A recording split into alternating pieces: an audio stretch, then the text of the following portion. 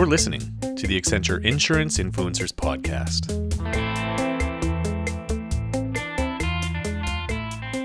Hi, and welcome back to the podcast. I'm Igrani Yu, and I'm speaking with Eric Joost.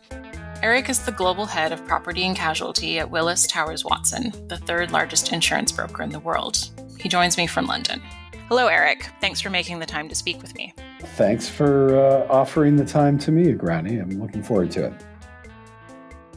In this episode, Eric shares a surprising observation from his 30-plus years in insurance.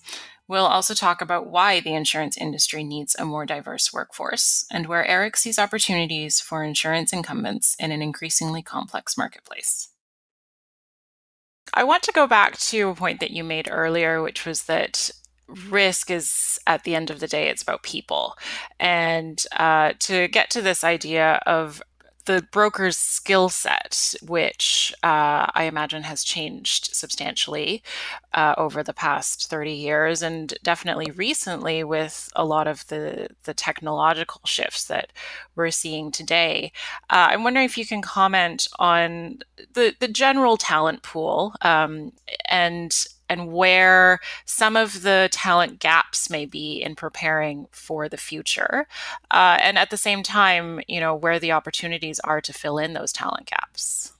Sure. I mean, the way I talk about it, when I first came in the industry, if you wanted to progress and get promoted and things like that, there was a lot of emphasis on you need to understand facets of the business, many of them.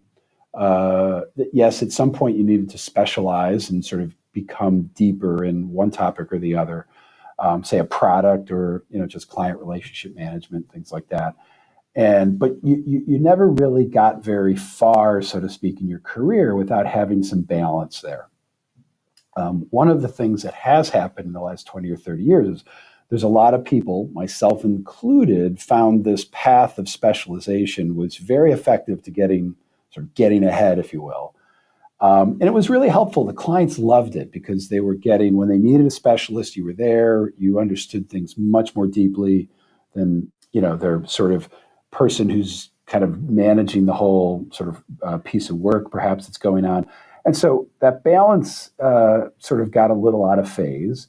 And so the main thing I'm working towards is we have to spend a lot of time today is encourage specialization, but teach and train and reinforce the need for a holistic understanding of, one, our business, how it works, and two, how to become better at understanding the client's business in the right context.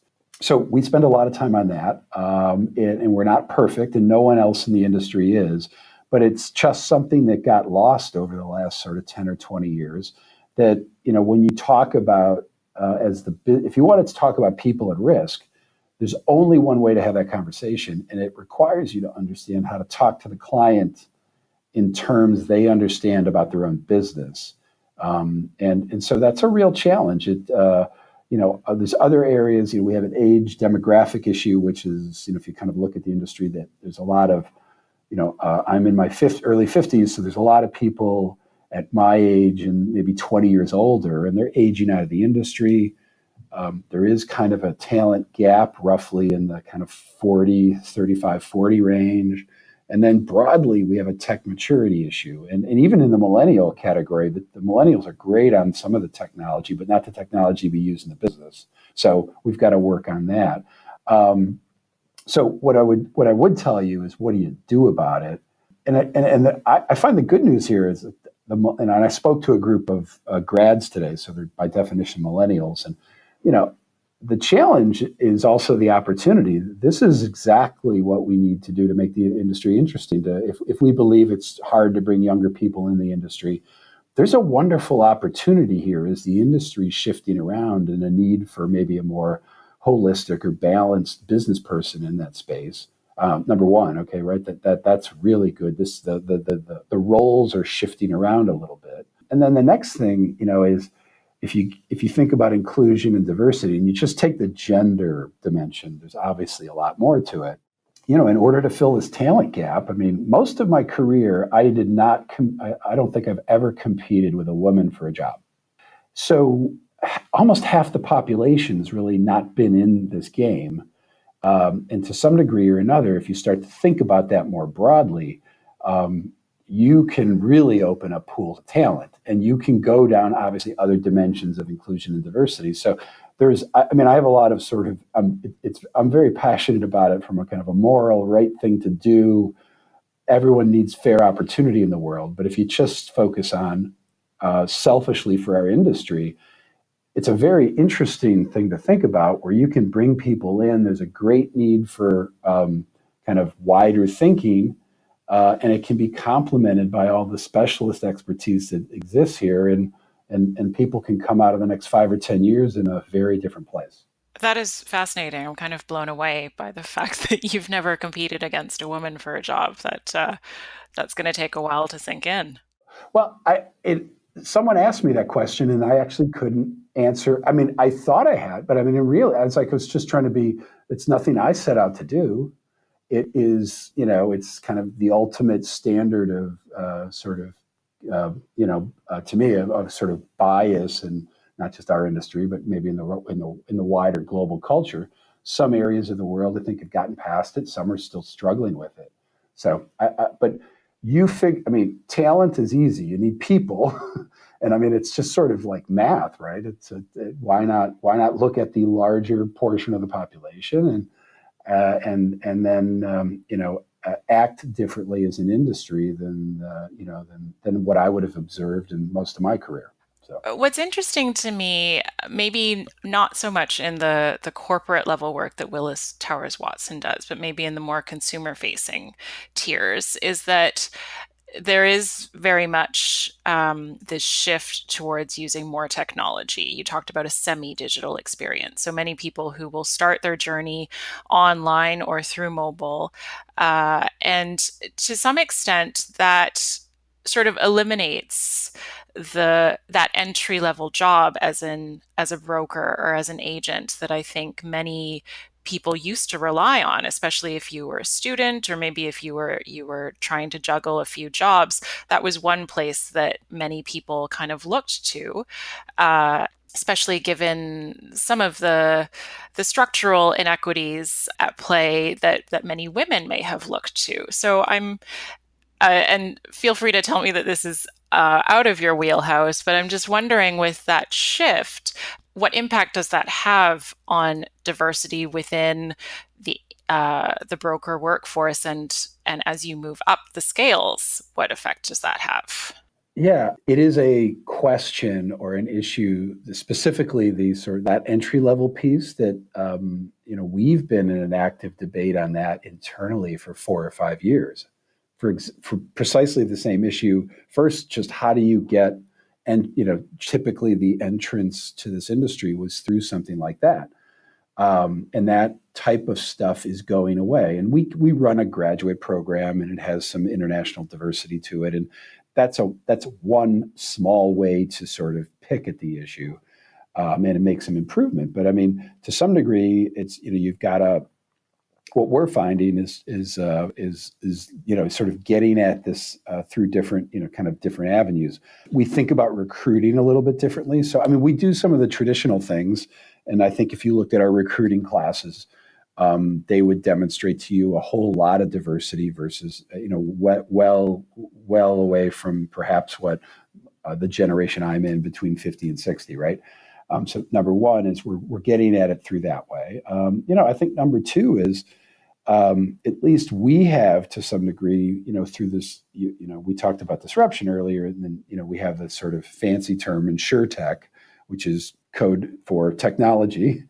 And I think that's a great place. We found it to be a great place to project what we're doing as an industry into a different cohort of people that are, at least in the insurtech space, I actually find a lot more diversity than I find in what I read about in the traditional tech space. So I was at a dinner last week, and it was the mayor of Chicago, Rahm Emanuel, was there, and somebody kind of asked the same question, but was a little less assertive.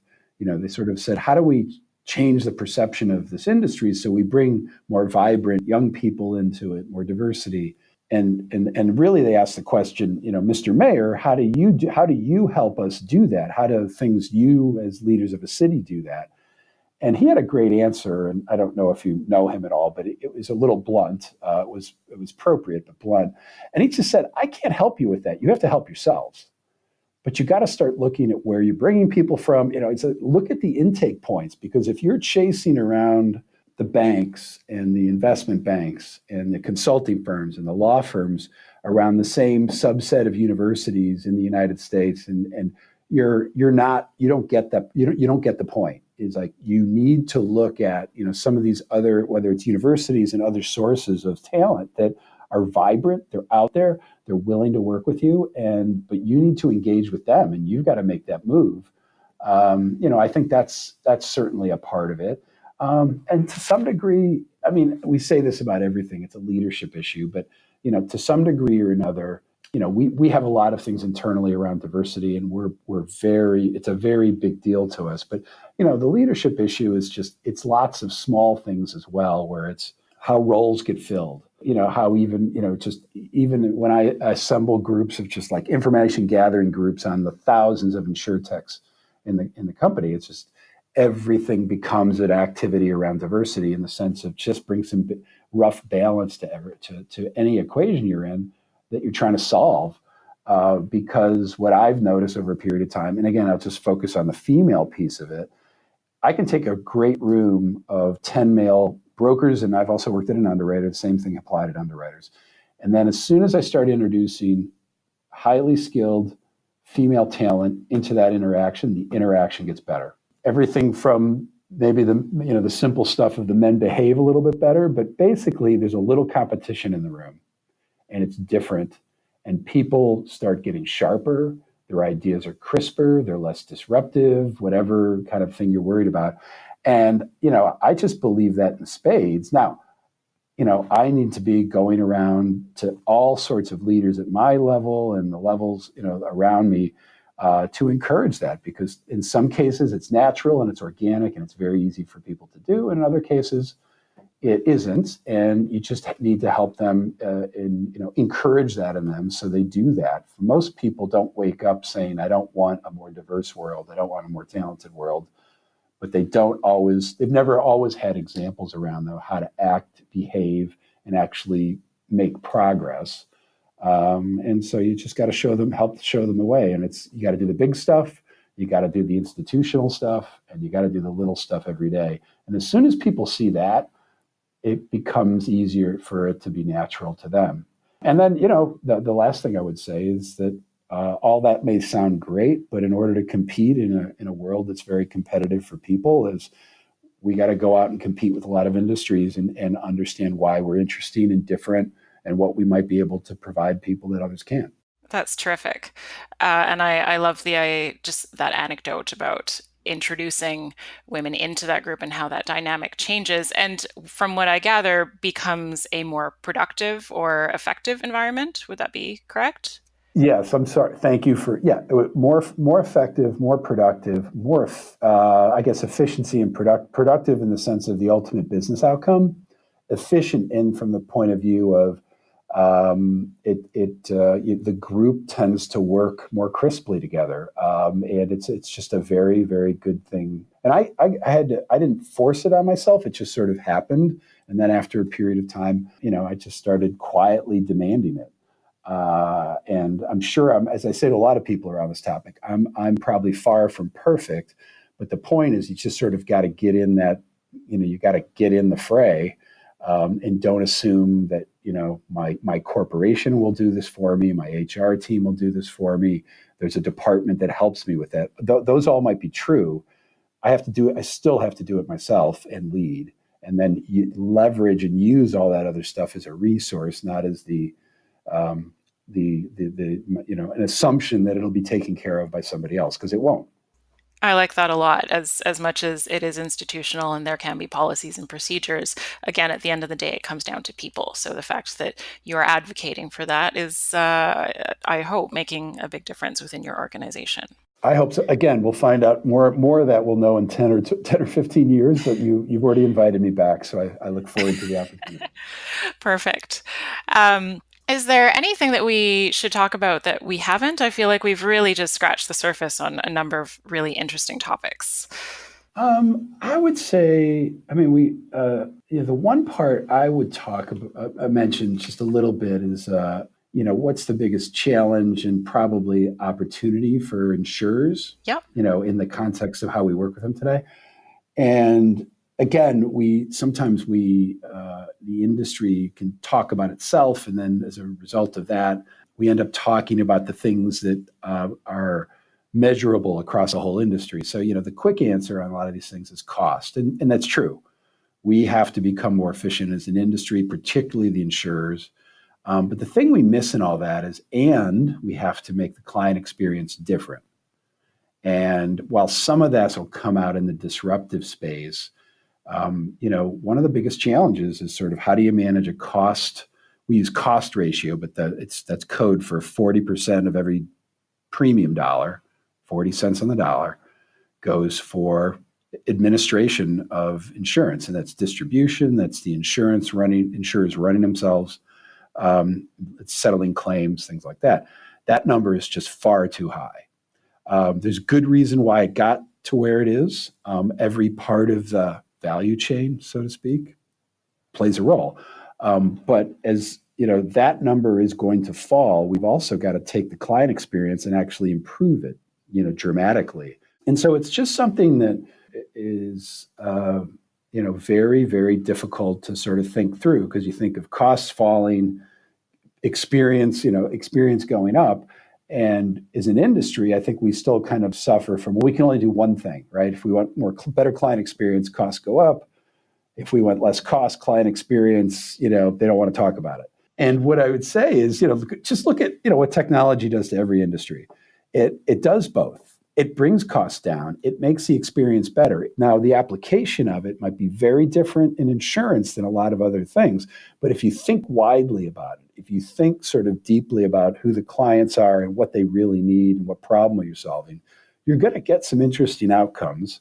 And if you flip it to the opportunity side, the flip side of this is, the industry talks about we have to be more innovative, but we do a good job at talking to each other like kind of from a pulpit, and we really don't explain what that means. And I'll just rattle off some things that, I was thinking about before we got on this call, but most of this I'm going to go through is not necessarily new stuff. It's adjacent to what we're doing today.